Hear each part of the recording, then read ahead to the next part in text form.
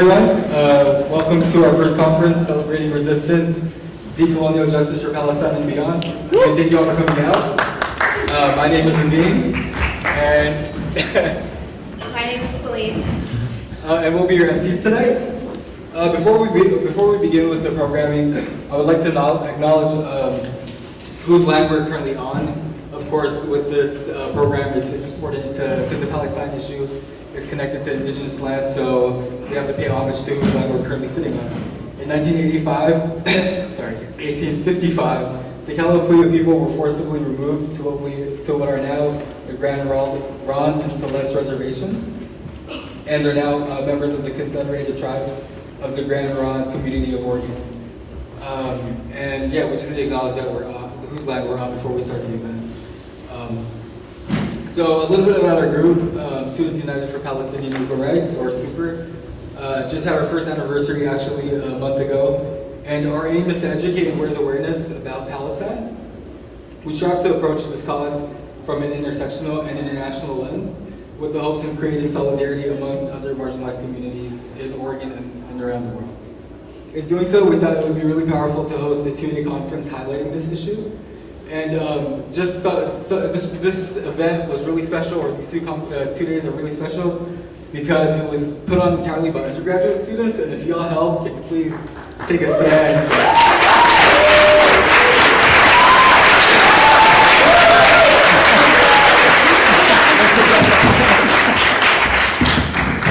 And also, this would not be possible without all our sponsors. So it's like a big sponsor list, but I'm going to read them out because this wouldn't be possible without them. The Muslim Student Association, the Asian Pacific Cultural Center, Native American Longhouse, the Central Cultural Cesar Chavez Pride Center, the Women, Gender, and Sexuality Studies, SUPER for Portland State, King Legacy Advisory Board, METRA, Office of Institutional Diversity, School of Language, Culture, and Society, and Americans United for Palestinian Human Rights. On your tables, you all should have a schedule of our presentations for the next 2 days. Today is centered around art as a form of resistance, and today's keynote will be filmmaker Nancy Mansour, followed by a few spoken word performances by OSU faculty and students. Tomorrow will be a day filled with presentations and workshops. It starts at 12 p.m. with Abby Martin and Mike Preiser serving as our keynote, and ending around 5 or 6 p.m. with a spoken word performance by Palestinian poet Remy Kanani. So we'll begin with our keynote, Nancy Mansour. Nancy Mansour is a community organizer, hip-hop artist, manager, and radio host for over 12 years.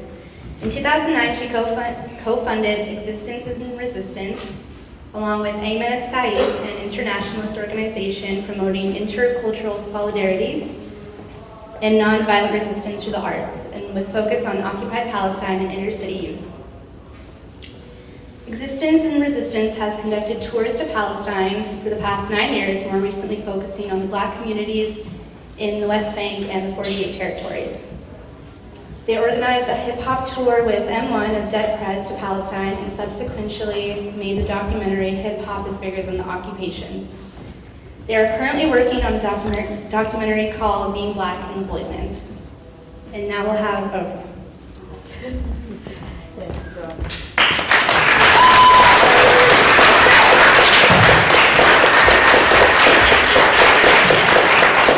Hi, this is it. All right, that's better anyway. My name is Nancy Mansour. I am a Palestinian, born and raised in London, originally from Haifa and Nazareth. Before I start, I would like to say that anybody that thinks that we are here because we're anti-Semitic needs to get re-educated, because Palestinians are Semitic people. We have no issue with religion. You can always tell the people that don't clap, right? We have no issue with religion. It's not about Judaism, Islam, Christianity. This is about an ideology called Zionism. And white supremacy and Zionism go hand in hand. Nothing closer than that bullshit.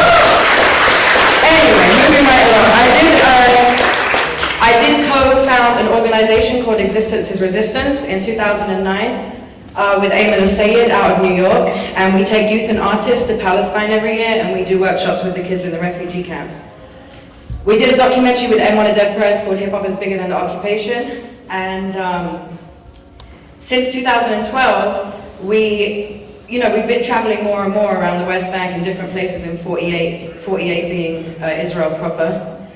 And we realized that there are many communities of black Palestinians that nobody really talks about. And so we started making a documentary called Being Black in the Holy Land, which covers all the different communities that we have in Palestine and 48 territories that are black. So I wanted to show you a little presentation. We are currently finishing the editing of the film. I want to shout out Mark Lamont Hill and Stacey Mohammed, who are backing the film. And they are editing, and so we're looking forward to maybe coming back and showing you the actual film, which is going to be very powerful. So,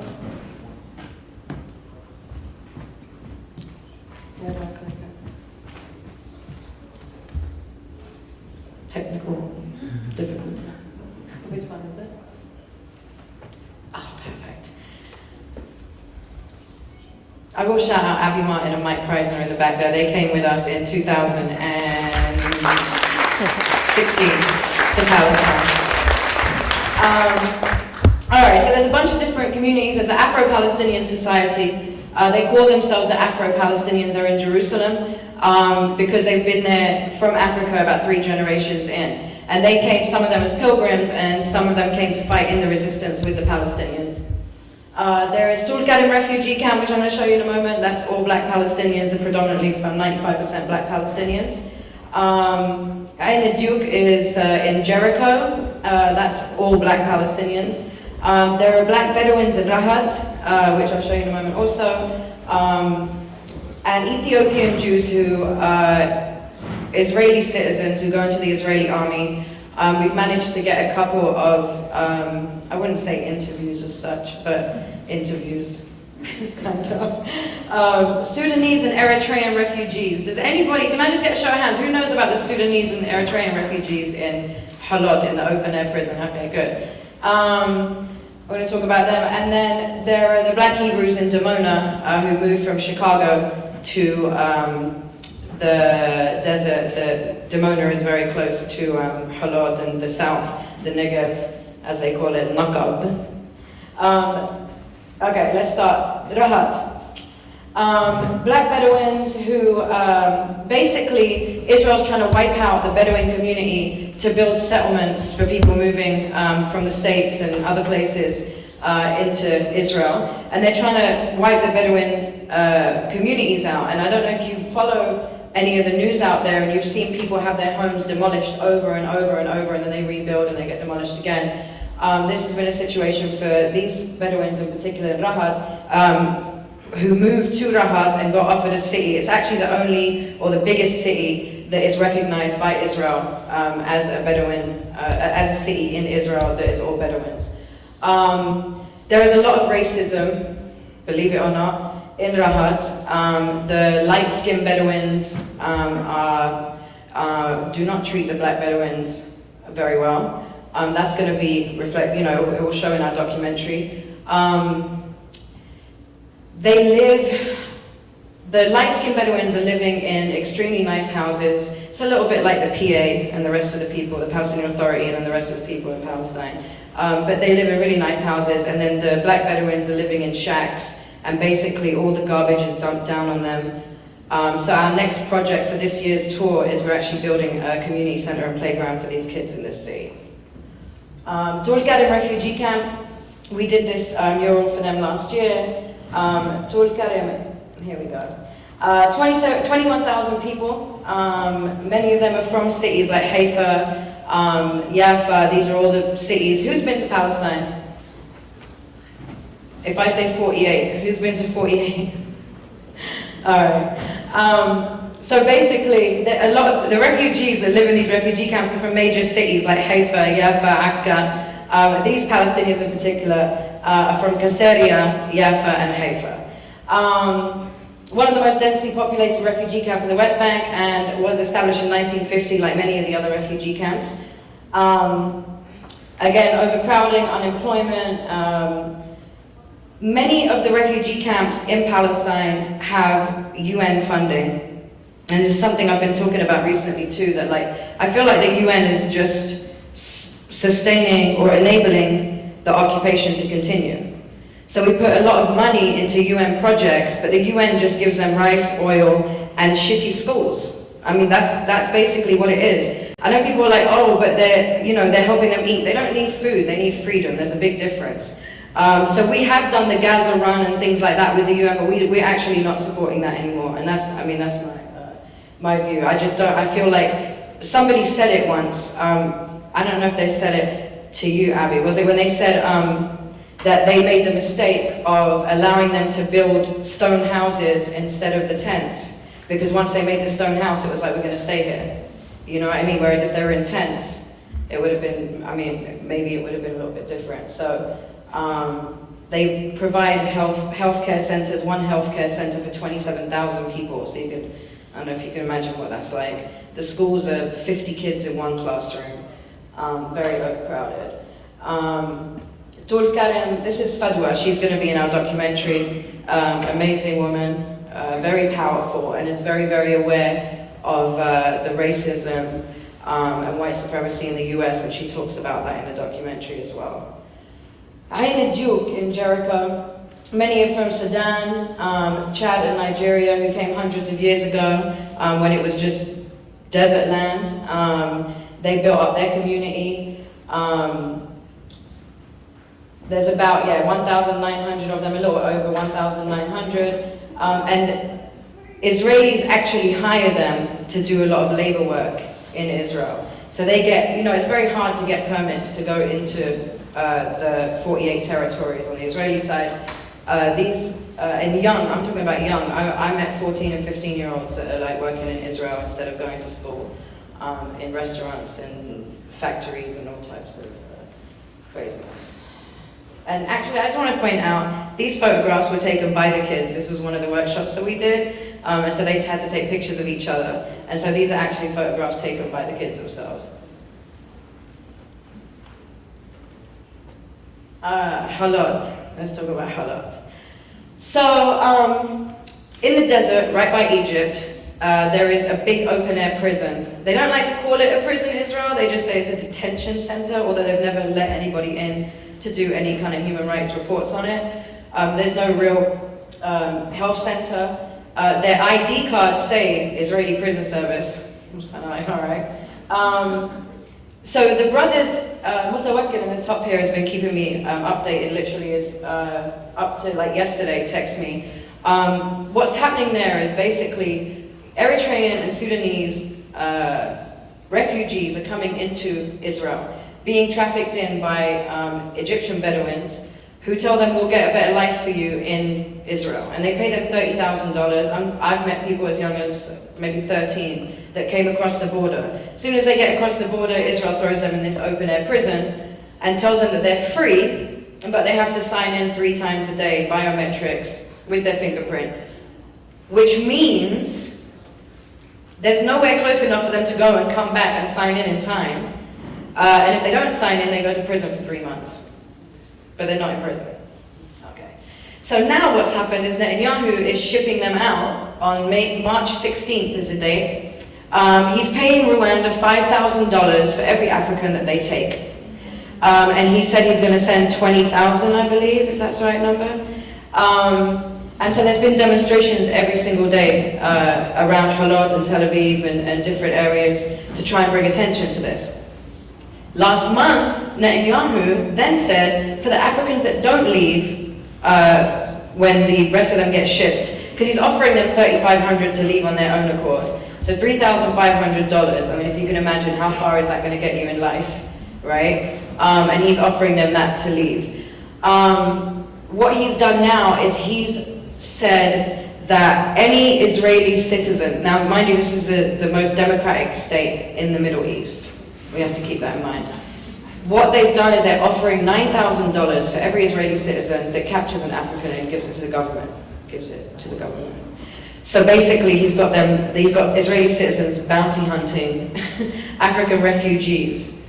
And so I would say this is a very urgent issue. So I would ask everybody to try and read up on it and bring as much attention as you can to Halot and what's happening there. because they're literally March 16th is a date they've put on shipping them out. And they're just sending them to their deaths. I mean, this young brother has told me of many of his friends that got shipped out a couple of years ago when Netanyahu did this and shipped out a couple thousand. Many of them died in Africa, between Libya and Rwanda and other places. So it is a really urgent issue, and we've been filming there for 4 years, so their stories will be told as well in our documentary. The Afro-Palestinian Society. So they're about 3 generations in. This is Ali Jeddah in the top there, and his son Bassem. Approximately 350 Africans in the African quarters. They're in Jerusalem. Has anybody ever been to the Afro-Palestinian Society in Jerusalem? Wow. Who's been to Al-Aqsa in Jerusalem? They're right next door to Al-Aqsa. They're right. They're literally.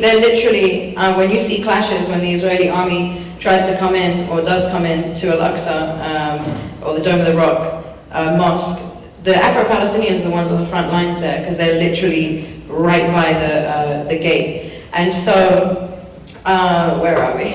Guards of Al-Aqsa. Yeah, they're the guards of they call themselves the guards of Al-Aqsa Mosque.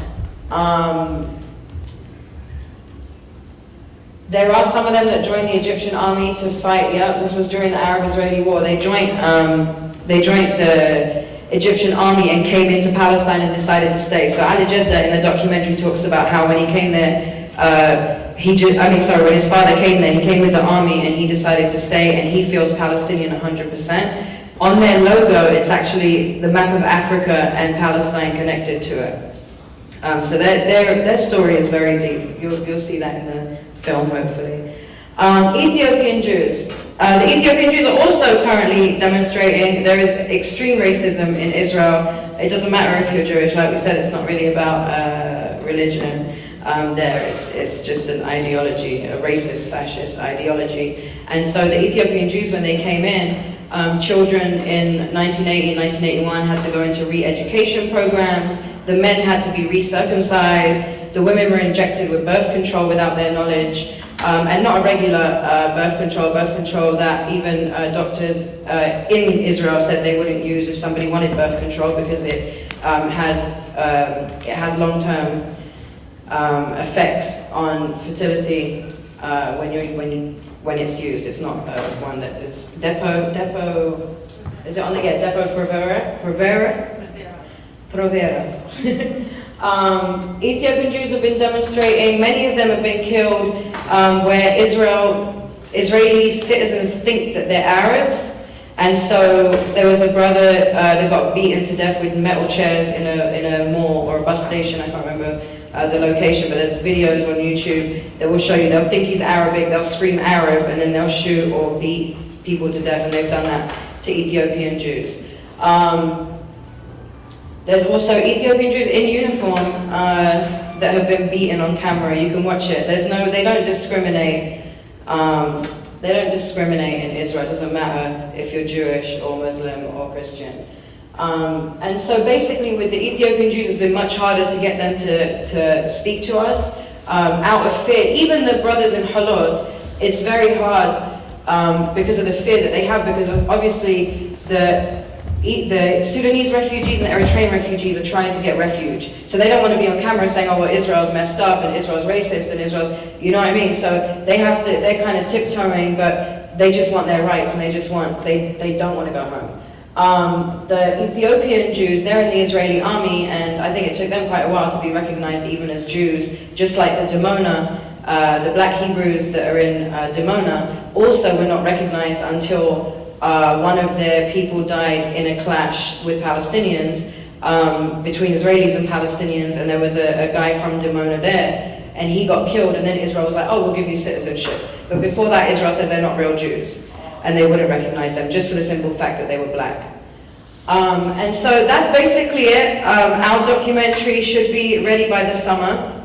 I really do urge everybody to keep an eye on what's happening in Halod. These brothers are young. Like I'm talking about, I've met people like 12, 13 years old, and they are going to ship them off to Africa on the 16th of March. and they really need as much international noise and awareness as possible. So, you know, whether it's sharing something, you know, everybody's like, oh, it won't make a difference. Everything makes a difference, you know what I'm saying? Each one teach one. So just, you know, if you share a link, if you, you'll see them online, they have different groups, join their groups, you know what I mean? Let them know that you're in solidarity with them. Our next tour to Palestine will be around August time, where so we're going to be building a community center and a playground, hopefully, if all the funds are raised, for the kids in Rahat, the Bedouin city in the Nakab, the Negev desert. I really appreciate you all coming out. I know that we ran over and started a little bit late, so I'm cutting this a little bit short. You can check us out, existenceisresistance.org, or on Facebook, Existence is Resistance. And I really appreciate the love and support of everybody that brought me out here, and everybody in this room that's here for the right reasons. Thank you.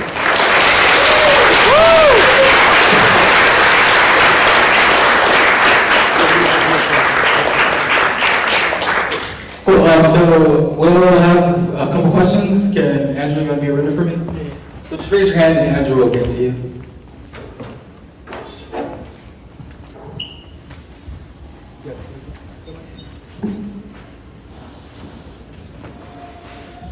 So my question is obviously directed at Ms. Mansour. This is kind of a question that I guess I had in mind when I came here, but as someone who's been very involved in Palestinian activism and just anti-racist activism in general, what's the most common anti-Palestinian / pro-Israeli argument you hear, and what is your refutation / response to that? There's so many, because they have to keep changing them every time they can. I mean, Palestine didn't exist. But the Balfour Declaration that created the State of Israel says to create a Jewish homeland in Palestine.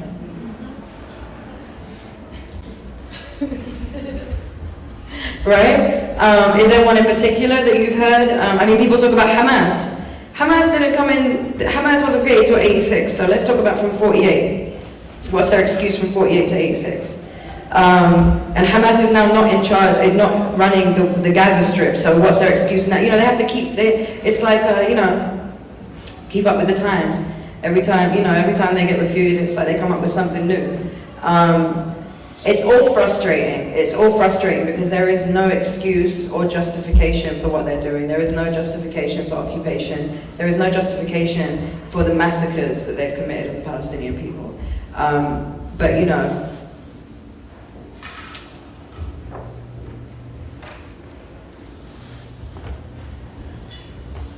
any other questions?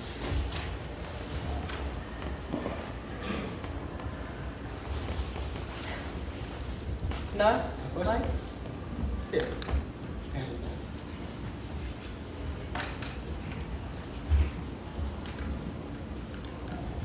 Relative to West Bank Palestinians generally, how would you characterize the political affiliation, or if there is any, among the Black Palestinians? It depends. So the ones, the Afro-Palestinians in Jerusalem, more toward, like actually Ali Jeddah did 17 years in jail for being with the PFLP. So the Afro-Palestinians are more PFLP. Everybody else, in all honesty, Palestinians in the West Bank, at this point now, I think the main focus is trying to get rid of the Palestinian Authority. You know, when you have a flower and you want it to grow, right? So like Palestine to me is like a flower and you've got these weeds trying to hold you down. You know, the Palestinian Authority is paid by Israel.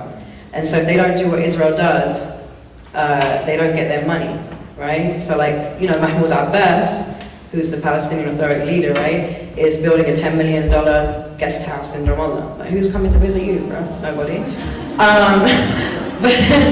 But then you got to think about the way that it works, right? So the Palestinian Authority is only an authority until the Israelis come in. So say this is Ramallah and the Israelis are coming in. They call and they say we're coming in, and the Palestinian Authority have to go home and put on civilian clothing, leave their guns at home and then come back out. What kind of authority is that?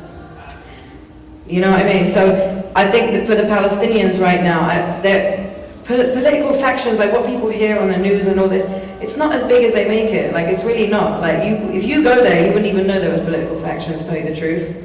Unless you go deep into the refugee camps, and if a political prisoner who went to jail at like 12 years old, 13 years old has come out 15 years later, they might put up flags of, you know, the PLO or Fatah, sorry, or, you know, or Hamas or whoever they affiliate with. But in general, I think the political climate over there is just about the Palestinian Authority kind of doing Israel's dirty work for it.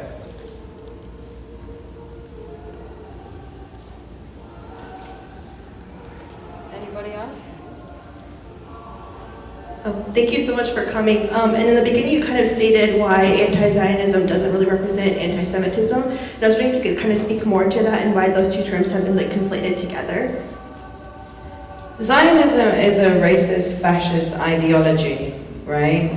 That hijacked Judaism, okay? It has nothing to do with being Jewish. I mean, what was his name? Joe Biden said it. He said, you don't have to be Jewish to be a Zionist. I'm not Jewish and I'm a Zionist. Right?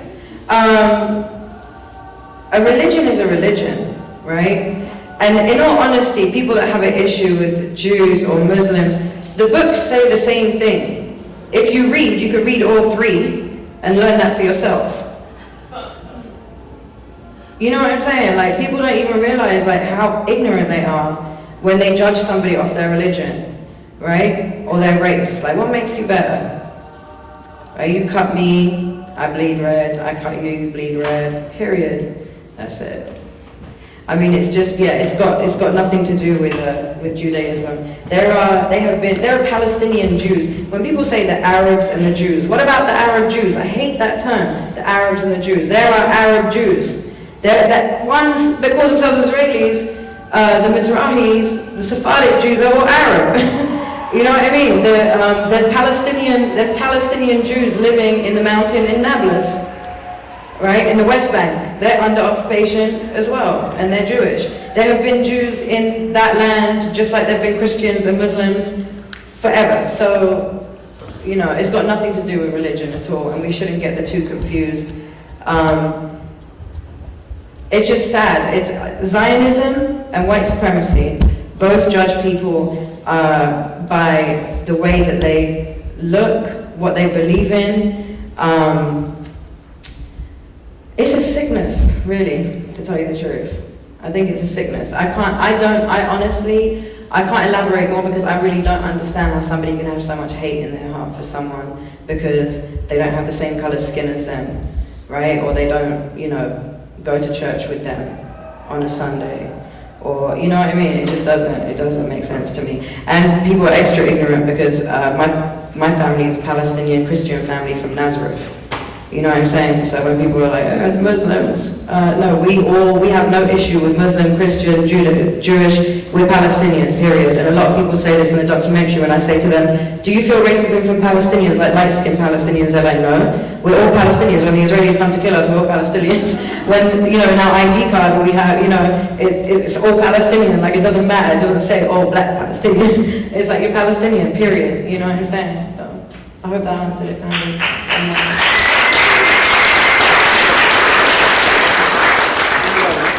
Back there. Is that mine? Oh,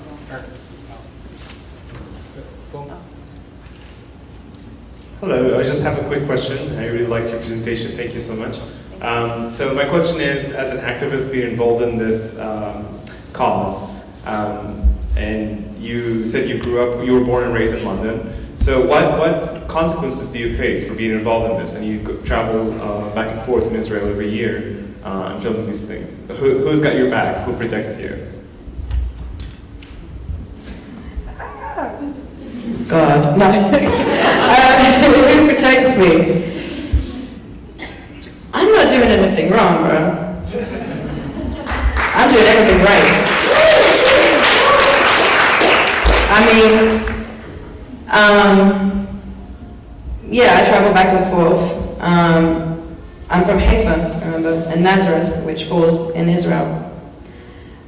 So, you know, yeah, I get strip searched, I get harassed, whatever, but But yeah, I'm honestly not doing anything that there are actually Israelis doing, you know, that know what is happening is wrong, you know, so I don't see what they would be able to say. I mean, obviously they make shit up, right? They're like, oh, but yeah, I don't know. Maybe after today I'm not. No, I don't. You know, my whole family's there, so I don't think that's probably.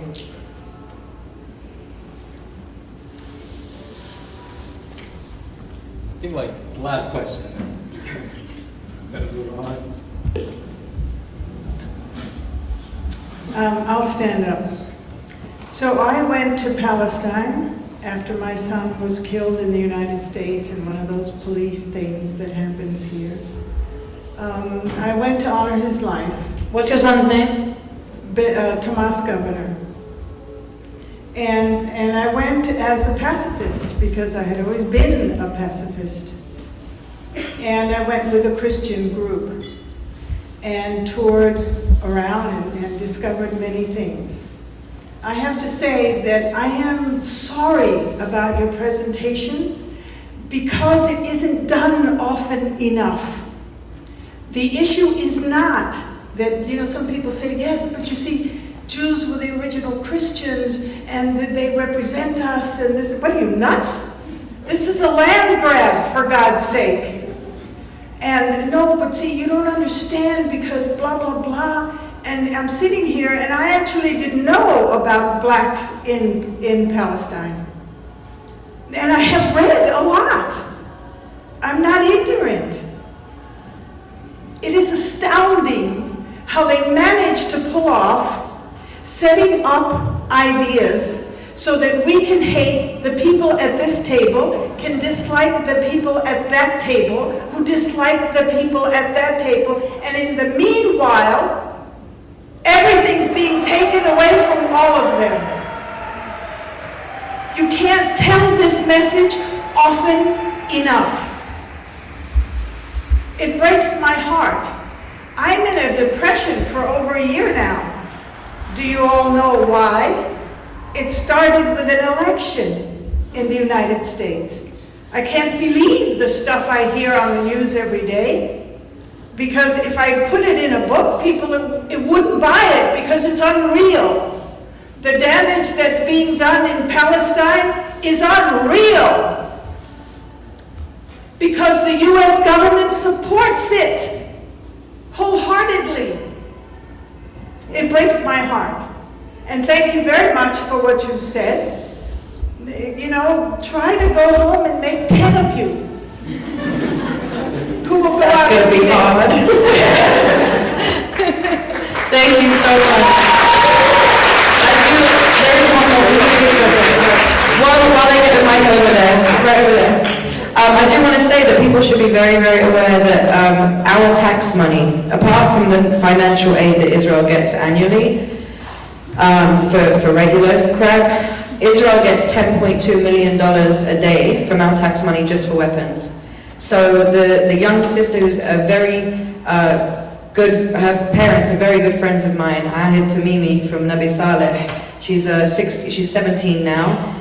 When she was 16 in December, she was arrested by the Israeli army at 3 a.m. A few dozen soldiers ran in their house, as they do when they want to arrest children at 2, 3 a.m. in the morning. They grabbed her out of bed and took her to jail, and she's been sitting in a jail. She had her 17th birthday in jail. And they did that because she slapped an Israeli soldier. The Israeli soldier was on her parents' property trying to come into their house to get on the balcony to shoot at more kids because he had just shot her 14-year-old cousin, Muhammad Tamimi, in the face a few minutes prior to that.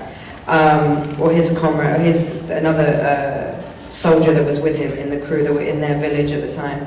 But it's really important to know that every single bullet that hits these kids, all their military practices, because you know on Fridays it's like cat and mouse. It's literally the army comes to the villages in the middle of nowhere and shoots gas and fires live bullets and rubber bullets at the kids and use skunk water, and the kids throw stones to keep them out the village, and then they shoot back at the kids. And this is all done with our money while schools are losing money here and people can't afford medical insurance. I mean, it's just crazy. Like, people just need to know where their money's going. You don't have to give a shit about Palestine.